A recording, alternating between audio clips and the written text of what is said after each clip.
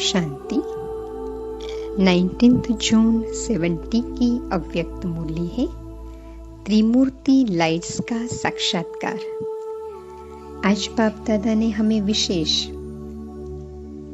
3 lights के पुरुषार्थ द्वारा बाप को प्रत्यक्ष करने के लिए इशारा दिया है और उसके लिए किन धारणाओं की आवश्यकता है जिसके आधार से हम ये तीनों ही लाइट्स का औरों को अनुभव करा सके, उसे भी स्पष्ट किया है। तो बाप दादा ने आते ही कहा, ब्राह्मणों को त्रिमूर्ति शिववंशी कहते हो ना। त्रिमूर्ति बाप के बच्चे स्वयं भी त्रिमूर्ति हो, बाप भी त्रिमूर्ति है। 3 प्रकार की लाइट्स साक्षात्कार की जाती है, वह मालूम है वह कौन सी है। एक तो लाइट का साक्षात्कार होता है नैनों से। कहते हैं ना कि नैनों की ज्योति, नयन ऐसे दिखाई पड़ेंगे जैसे नैनों में 2 बड़े बल्ब जल रहे हैं। दूसरी होती है मस्तक की लाइट, तीसरी होती है माथे पर लाइट का क्राउन। ये जो तीनों ही लाइट्स का साक्षात्कार औरों को कराना है, कोशिश करनी है। कोई भी सामने आए तो उनको यह नयन बल्ब दिखाई दे, ज्योति ही ज्योति दिखाई दे। जैसे अंधियारे में सच्चे हीरे चमकते हैं ना, जैसे सर्च लाइट होती है, बहुत फोर्स से और अच्छी रीति फैलाते हैं। इस रीति से मस्तक के लाइट का साक्षात्कार होगा। और माथे पर जो लाइट का क्राउन है वह तो समझते हो। ऐसे त्रिमूर्ति लाइट का साक्षात्कार एक एक से होना है, तब कहेंगे यह तो जैसे फरिश्ता है। साकार में नयन, मस्तक और माथे के क्राउन के साक्षात्कार स्पष्ट होंगे। तो बाबा ने आज हम बच्चों को ये बहुत सुंदर अभ्यास दिया है, कैसे आंखों में 2 बल्ब की तरह ज्योति ही ज्योति दिखाई दे, कैसे मस्तक से सर्च लाइट की तरह लाइट का फोर्स आए और मस्तक पर लाइट का क्राउन अनुभव होगा। फिर आगे कहा, नैनों तरफ देखते देखते ही लाइट देखेंगे।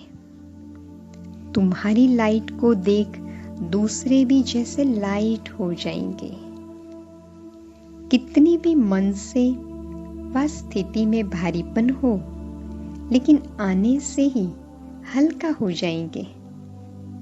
ऐसी स्टेज पकड़नी है।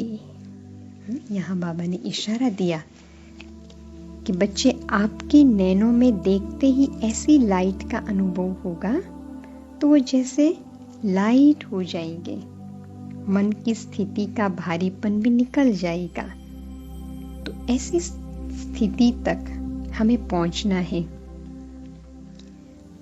तो इसके लिए हमें कितना विशेष अटेंशन अभी से रखना पड़ेगा। फिर आगे कहा बाबा ने, आप लोगों को देखकर और सभी की अपनी स्थिति ऐसी बने, अभी से ही अपना गायन सुनेंगे। द्वापर का गायन कोई बड़ी बात नहीं है, लेकिन ऐसे साक्षात्कार मूर्त और साक्षात मूर्त बनने से अभी का गायन अपना सुनेंगे। आपके आगे आने से लाइट ही लाइट देखने में आए, ऐसे होना है। हाँ, बाबा ने कहा अंत में, अभी तो ये समय आ गया है तो ऐसे होना है, लेकिन इसके लिए हमें भी अपनी स्थिति पर इतना अटेंशन रखना पड़ेगा। मधुबन ही लाइट का घर हो जाएगा। ये दीवे आदि देखते भी जैसे कि नहीं देखेंगे। जैसे वतन में लाइट ही लाइट देखने में आती है, वैसे यह स्थूल वतन लाइट का हाउस हो जाएगा। जब आप चैतन्य लाइट हाउस हो जाएंगे तो फिर यह मधुबन भी लाइट हाउस हो जाएगा। अभी यह है लास्ट पढ़ाई की लास्ट सब्जेक्ट प्रैक्टिकल में। बाबा ने क्या इशारा दिया बच्चे? ये लास्ट पढ़ाई की लास्ट सब्जेक्ट है प्रैक्टिकल में। थियरी का कोर्स तो समाप्त हुआ, प्रैक्टिकल कोर्स की ये लास्ट सब्जेक्ट है। इस लास्ट सब्जेक्ट में बहुत फास्ट पुरुषार्थ करना पड़ेगा। यहाँ बाबा ने हमें अटेंशन दिया, बच्चे इसके लिए बहुत फास्ट पुरुषार्थ करना पड़ेगा। इसी स्टेज के लिए ही तो गायन है ना। फिर तो माया से भी विदाई होती है ना। अब बाप से तो मिलन होता है। जितना बाप के साथ गुण और कर्तव्य मिलता जाएगा उतना ही मिलन होता जाएगा। फिर बाबा ने बच्चों को एक सवाल पूछा, संकल्पों को ब्रेक लगाने का मुख्य साधन कौन सा है? मालूम है? जो भी कार्य करते हो तो करने से पहले सोचकर फिर कार्य शुरू करो।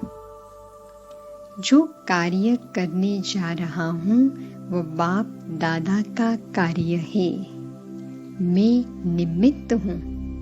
हाँ, देखो बाबा कितनी अच्छी विधि बताते हैं कि कार्य से पहले ही समझो बाप दादा का कार्य है, मैं निमित्त हूं।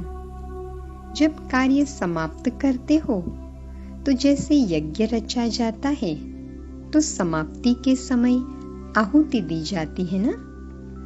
इसी रीति जो कर्तव्य किया और जो परिणाम निकला वह बाप को समर्पण स्वाहा कर दिया। फिर कोई संकल्प नहीं। ये बाबा विधि बताते हैं कि उसके बाद कोई संकल्प नहीं। निमित्त बन कार्य किया और जब कार्य समाप्त हुआ तो स्वाहा कर दिया। फिर संकल्प क्या चलेगा? बाबा पूछते हैं। जैसे आग में चीज डाली जाती है तो फिर नाम निशान नहीं रहता, वैसे हर चीज की समाप्ति में संपूर्ण स्वाहा करना है। फिर आपकी जिम्मेवारी नहीं। जिसके अर्पण हुए फिर जिम्मेवार वह हो जाते। फिर संकल्प काहे का? जैसे घर में कोई बड़ा होता है तो जो भी काम किया जाता है तो बड़े को सुनाकर खाली हो जाएंगे ना। वैसे ही जो कार्य किया, समाचार दिया, बस अव्यक्त रूप को सामने रखकर यह कह के देखो।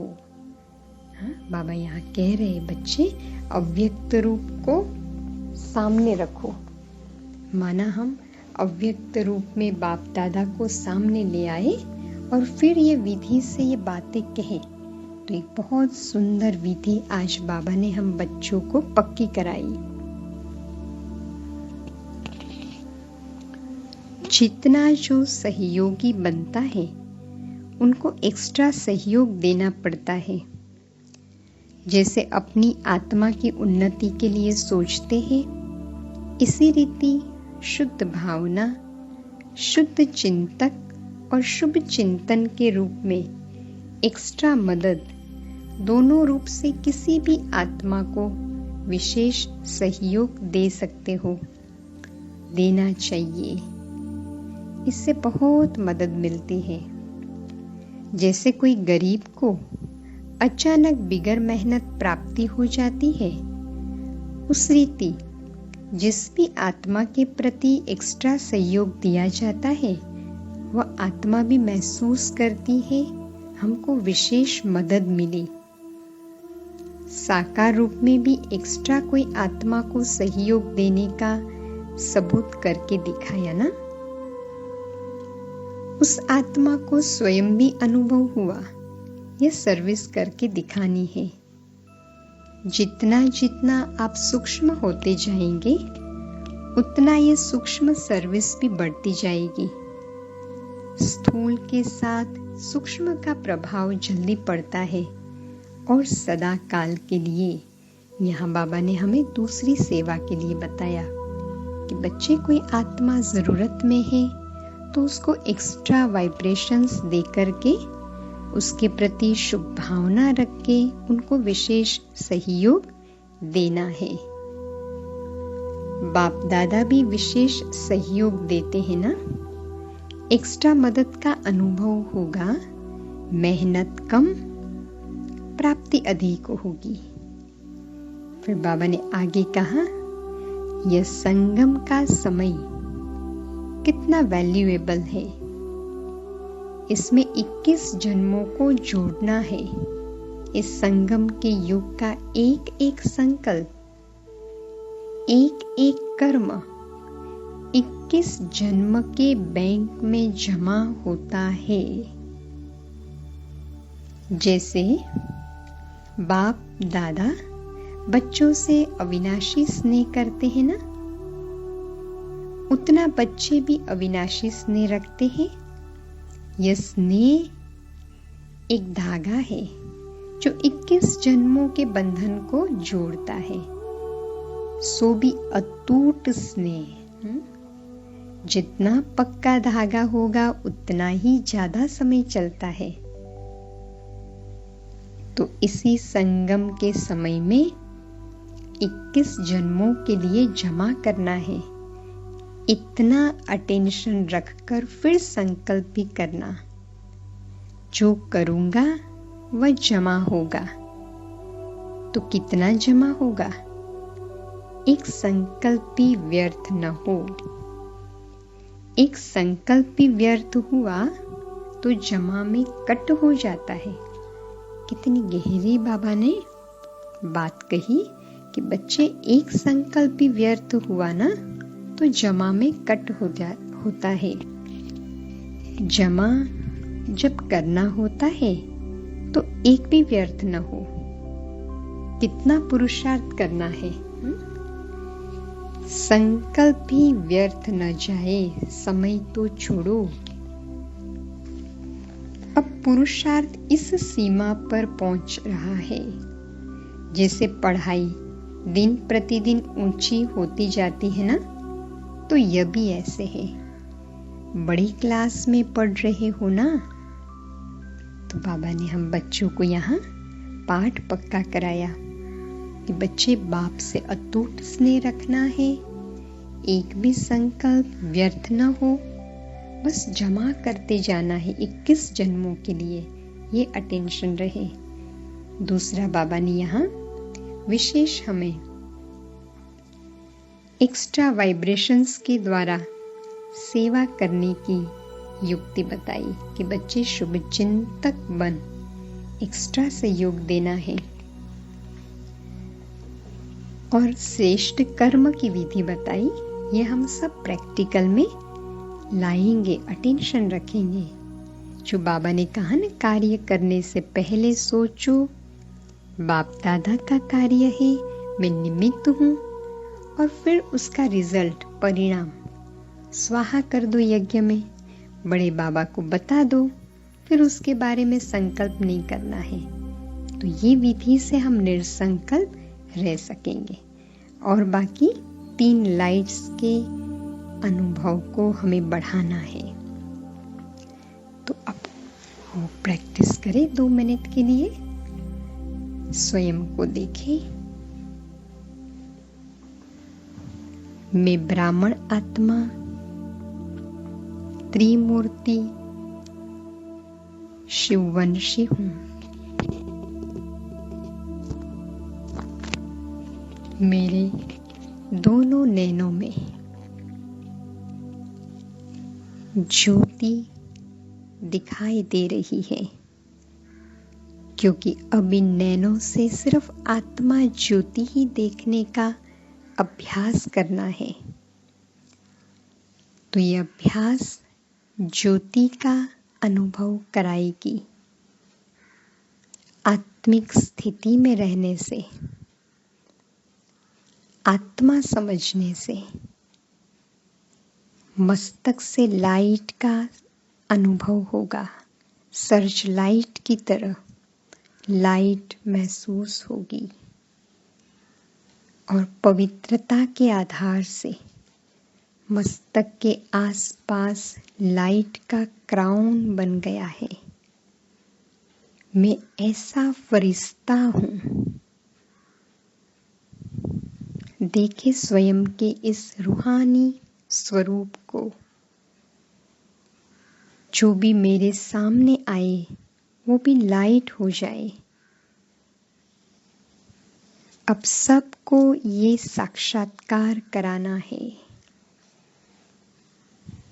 जहाँ हम रहते हैं वो स्थान लाइट हाउस बन जाए। यही लास्ट सब्जेक्ट है पढ़ाई की। इसकी प्रैक्टिस करनी है और इसी स्थिति में रहकर कोई भी कार्य करे तो पहले सोचो, बाप दादा का कार्य है, मैं निमित्त हूँ। फिर कार्य पूरा होते बाप को जिम्मेवारी दे दे। संपूर्ण स्वाहा। इससे लाइट रहेंगे।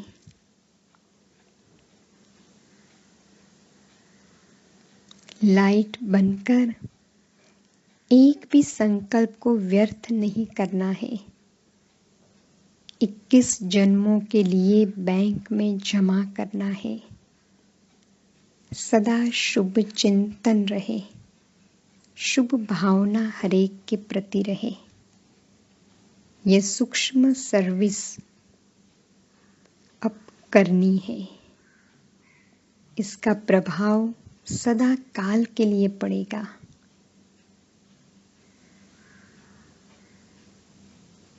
इसमें एक्स्ट्रा बाप दादा की मदद का अनुभव भी होगा। मेहनत कम, प्राप्ति अधिक होगी। ओम शांति। विशेष शिक्षाओं को फिर से पक्का करेंगे। आज बाप दादा ने विशेष सेवा के लिए हम बच्चों को अटेंशन खिंचवाया और वह विशेष सेवा है मास्टर गति सद्गति दाता बनने की। साथ में बाबा ने आज सच्ची सेवा किसे कहा जाता है वो भी स्पष्ट किया।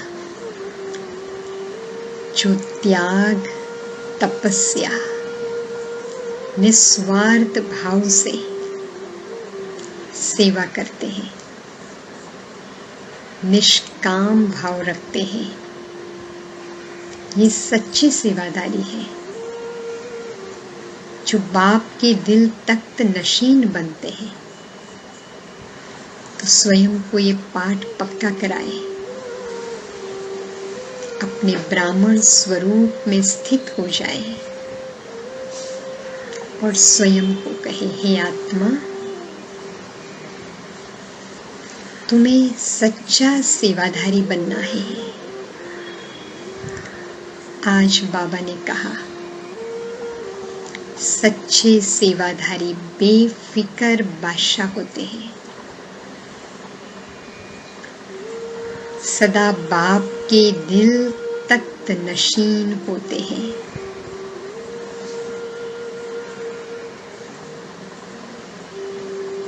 संगम की मौजों का अनुभव करने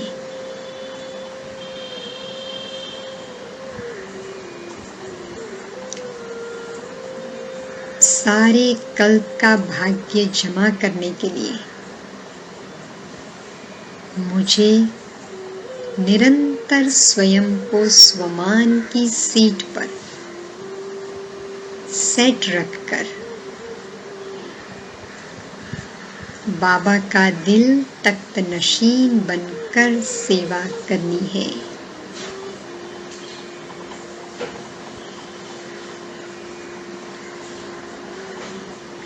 इससे परमात्मा दुआएं मिलेगी। यही विश्व कल्याणकारी सच्चे सेवाधारी है।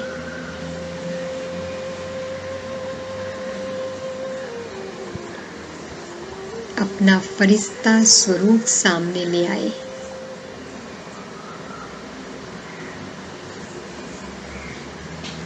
ये मेरी संपूर्ण स्थिति है। आज बाबा ने वरदान में कहा,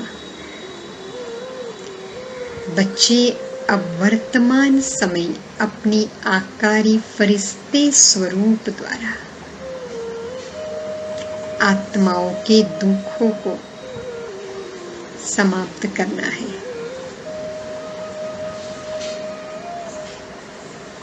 गति सद्गति देनी है।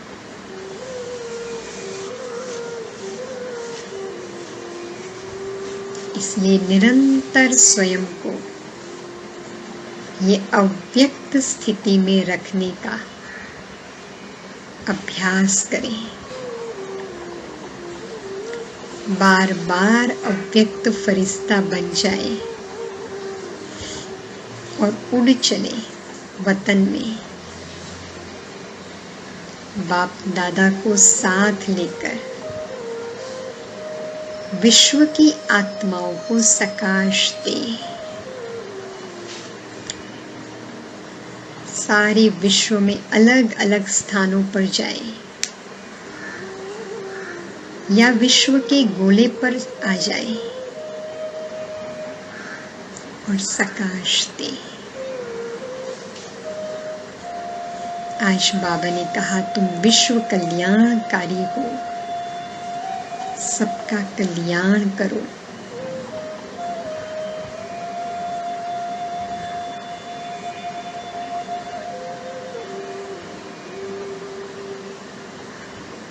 अब अपने देव स्वरूप में प्रवेश हो जाए।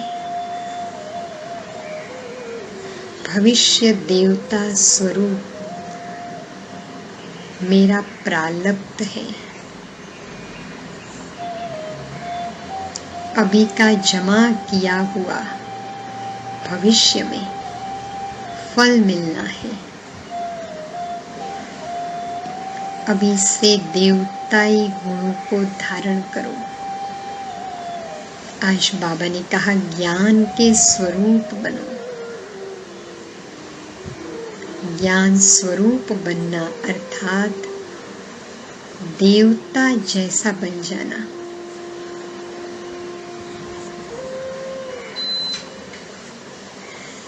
देवताई गुणों को धारण करना। इसके लिए अपने देव स्वरूप को इमर्ज करके स्वयं देव बन जाए।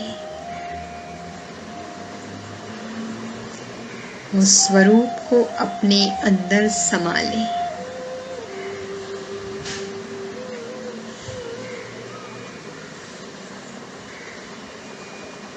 अब अपने पूज्य स्वरूप को सामने लाए। शिव शक्ति बन भक्तों को आह्वान करके वरदान दे।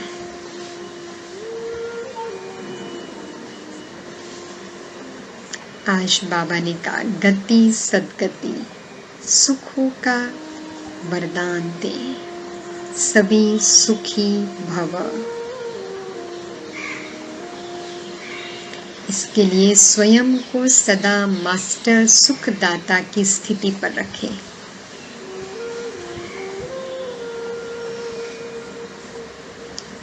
मैं आत्मा संगम पर बाप के साथ निस्वार्थ सेवाधारी बन, सदा मौजों में मौज करने वाली आत्मा बन, भक्तों को भी सुख के वाइब्रेशंस दे रही हूँ।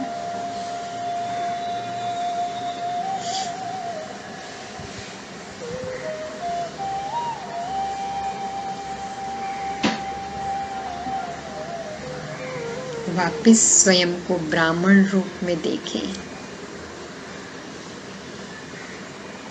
मैं अनादि आत्मा स्वयं को संपूर्ण निस्वार्थ स्थिति में देख रही हूँ। आज जो बाबा ने पक्का कराया, मुझे त्यागी तपस्वी याद स्वरूप मन मना भव होकर सेवा करनी है, हलचल में नहीं आना है। यही सच्ची सेवा है। तो आज सब हिम्मत का कदम बढ़ाए। आज से हम संकल्प करें कि बाबा, हम निष्काम सेवाधारी बन, मन मना भोग की स्थिति में रहकर गुप्त सेवाधारी बनकर आपके सहयोगी बनेंगे। गुप्त सेवा से ही फल जमा होगा। बाप के तख्त नशीन बनेंगे।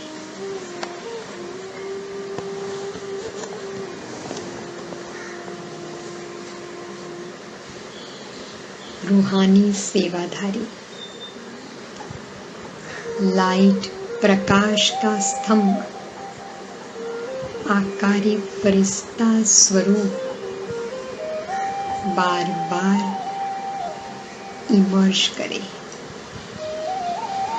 और सारे विश्व में शांति के वाइब्रेशंस फैलाए। पहले स्व को शांत करें। बाबा ने कहा, स्व की शांति ही विश्व में शांति फैलाएगी।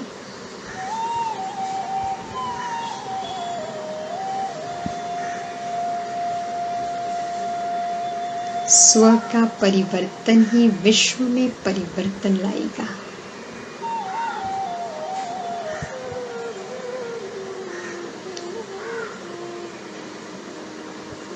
ओम शांति।